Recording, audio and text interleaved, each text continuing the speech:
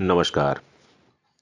साधुओं के पावन प्रसंग, जिसे कि हम एक कड़ी के रूप में देखते चले आ रहे हैं, आज हम उसमें 72वें कड़ी में देखेंगे स्वामी निखिलानंद जी के विषय में। श्री मां का जिस दिन 21 जुलाई 1920 शरीर त्याग हुआ, स्वामी निखिलानंद कोलकाता में ही थे। उस समय वे कोलकाता के एक संवाद पत्र अमृत बाजार पत्रिका में रिपोर्टर थे। उस दिन प्रातःकाल अप्रत्याशित रूप से वे बाग बाजार मायरबाड़ी में उपस्थित हुए। सोकर उठने के बाद उन्होंने एक दुकान से नाश्ता के लिए एक पाव रोटी खरीदा और अपने कमरे में वापस न आकर बाग बाजार जाने वाले एक ट्राम में चढ़ गए। सीधे मायरबाड़ी पहुंचकर सुना कि श्री मां ने रात्रि में शरीर त्याग किया है। उद्बोधन में शोकार्थ साधु और भक्तों का जो समूह फोटो लिया गया, उस फोटो में वे भी थे। उन्होंने उसको चिन्हित करके बताया था।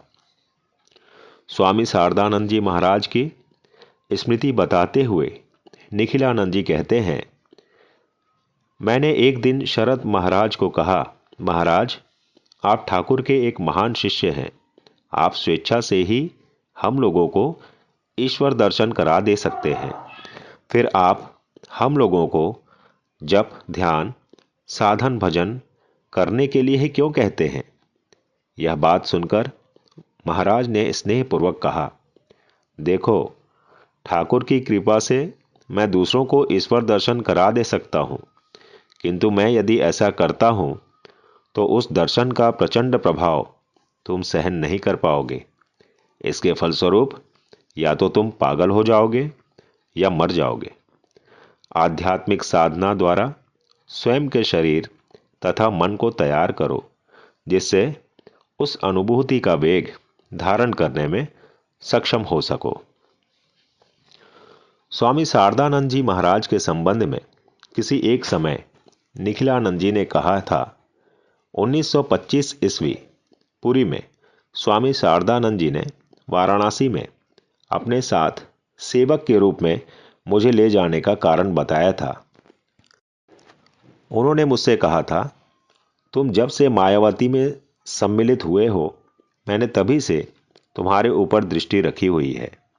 पहले तुमने श्री रामकृष्ण की जीवनी लिखी, तदुपरांत तुमने उत्तर तथा पश्चिम भारत के अनेक स्थान का भ्रमण किया तथा वहां पर अनेक महाराजा तथा उच्च पदस्थ कर्मचारियों का स्वागत सत्कार पाया।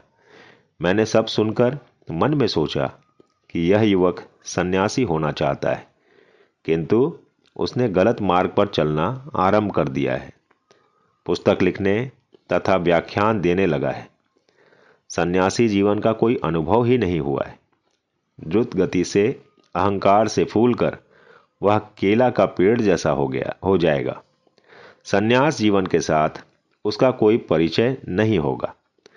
तदनंतर उन्होंने कहा, हम लोगों ने पहले कठोर साधना की है, तत्पश्चात पुस्तक लिखना या व्याख्यान देना आरंभ किया है।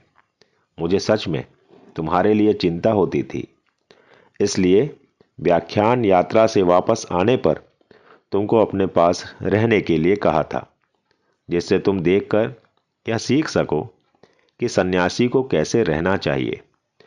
मैं निश्चित जानता था कि तुम समझ नहीं सके कि क्यों मैं तुमको वाराणसी में अपने सेवक के रूप में ले गया था।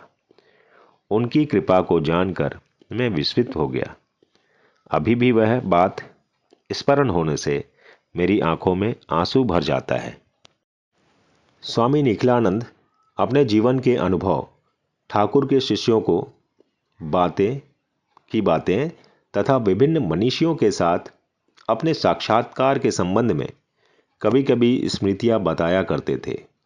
एक बार बातों बातों में महात्मा गांधी के संबंध में इस घटना को बताया था। लगता है यह 1923-24 ईस्वी की बात है। 1923 ईस्वी में संन्यास के बाद वे विभिन्न राज्यों में व्याख्यान के लिए जाते थे। एक बार वे गुजरात साबरमती आश्रम गए तथा वहां अतिथि होकर थे। वहां पर गांधी जी के साथ उनकी मुलाकात हुई। एक दिन रात्रि में भोजन के बाद निखिलानंद के साथ गांधी जी के शिष्यों के साथ गहन वाद विवाद हुआ तथा प्रश्न उठा कि आध्यात्मिकता में कौन श्रेष्ठ है, स्वामी जी या गांधी जी।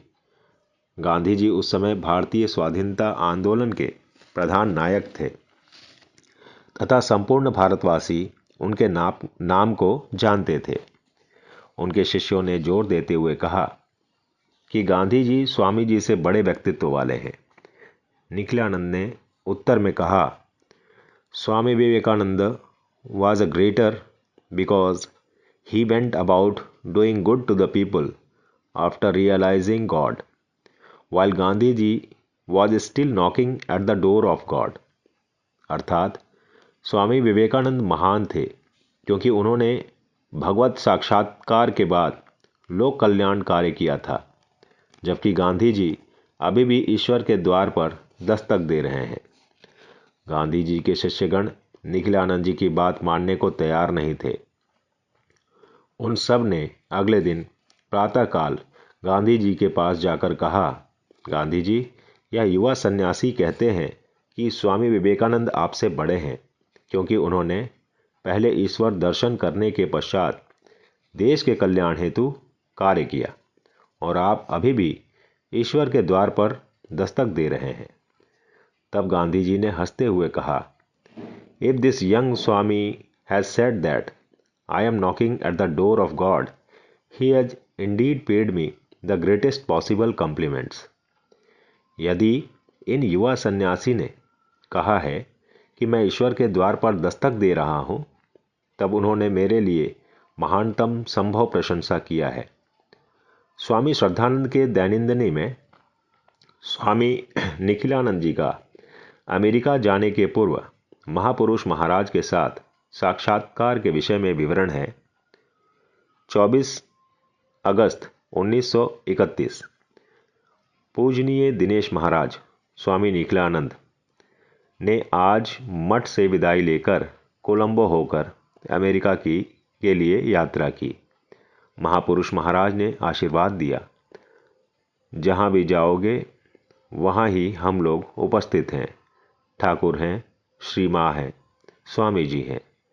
जय गुरु महाराज, जय गुरु महाराज। हाथ जोड़कर प्रणाम किए। जाओ और कोई भय नहीं है। पीठ थपथपाई। जाओ बाबा जाओ। क्या है स्नेह और करुणापूर्ण शब्द। आत्माराम ठाकुर की अस्थि का एक अंश दिनेश महाराज के साथ भेजा गया। उसी संबंध में महापुरुष महाराज ने कहा, आत्माराम सर्वत्र बिखर गए हैं। देखो बाबा, वह बौद्ध युग में हुआ था, पुनः ठाकुर आए हैं, पुनः वही हो रहा है। जय गुरु महाराज, जय गुरु महाराज। परवर्ती काल में 1959 ईस्वी में 5 सितंबर को स्वामी निखिलानंद ने सहस्र दीपोद्यान से स्वामी श्रद्धानंद को पत्र में यह विवरण लिखा था, मैंने और क्या कार्य किया है। अनेक पुस्तकों का अनुवाद किया है, वह भी ठाकुर और उनके शिष्यों के आशीर्वाद से। इस देश में आने के पूर्व जब मैंने पूजनीय महापुरुष महाराज को प्रणाम किया, तब उन्होंने कहा था, जाओ साला, जहां भी जाओगे विजय पाओगे, विश्व विजयी होगे, सर्वदा तुम्हारे साथ ही रहूंगा, नरक में जाने पर भी साथ साथ में ही रहूंगा। इन सब बातों का स्मरण करने से ही आंखों में पानी आ जाता है।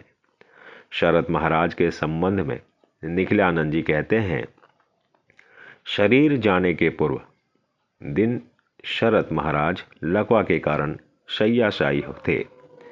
आंशिक अवचेतन तथा बाईं ओर पूरी तरह से लकवाग्रस्त। मैं बिस्तर के पास ही बैठा था। उन्होंने अकस्मात दाएं हाथ से मुझे पकड़ लिया तथा मेरा मस्तक खींचकर अपने हृदय पर रखा था। मैंने मायावती में ठाकुर की जीवनी लिखी तथा तत्पश्चात राजपूताना इत्यादि अनेक स्थानों में व्याख्यान दिया। तदुपरांत शरद महाराज के साथ 1 वर्ष तक था। उन्हीं दिनों उन्होंने एक दिन विशेष आशीर्वाद दिया था, जिससे मान यश के लिए मेरा मन चंचल न हो।